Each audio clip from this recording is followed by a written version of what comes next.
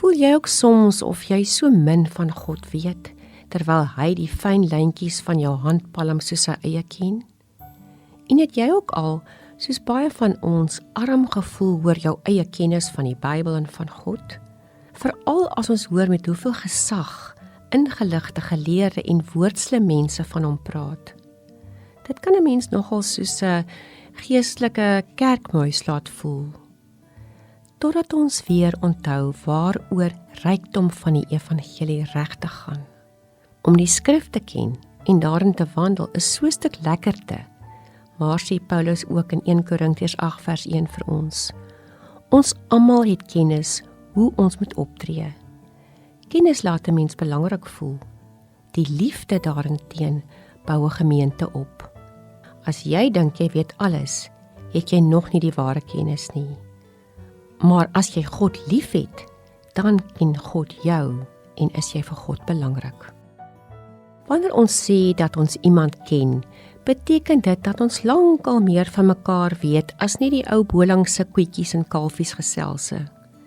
Dit beteken dat ek daardie mense dieper hartswees regtig gehoor het, verstaan, en dat ek weet waaroor hy of sy droom, waarop hy of sy hoop. Daardie mense huil het al trane in my eie hart gevorm.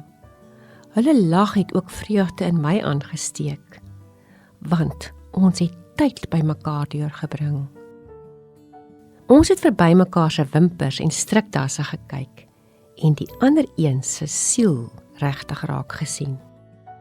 Om God te ken is presies dit. Dit beteken dat ek saam met hom sal kuier, hom gereeld sal opsoek in die wandelgange van my eie gedagtewêreld, dat ek tyd sal maak om by hom te sit en te wag, sy stil wees in te drink. Om God te ken, maak dit vir my lekker om dieper tussen die lyne van die woord rond te dwaal, sodat ek kan hoor wat hy vir my daardeur wil sê. Wanneer ek hom so ken, dan gebeur daar iets in my.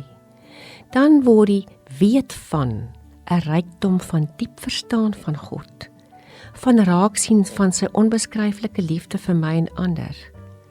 Dan weet ek dat God se liefde onkoopbaar kosbaar is. God gee met sy hele hart en siel vir jou om.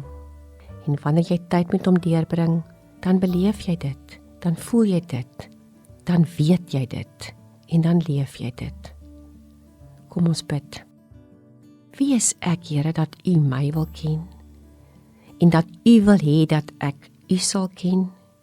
Die wete, Here, verwonder my.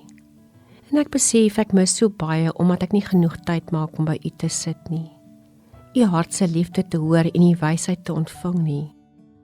Maak my stil, Vader, en tel my op U skoot, sodat ek naby aan U hart kan wees. U wese kabbelend in my kan vloei, en U liefde dan so in my groei. Amen.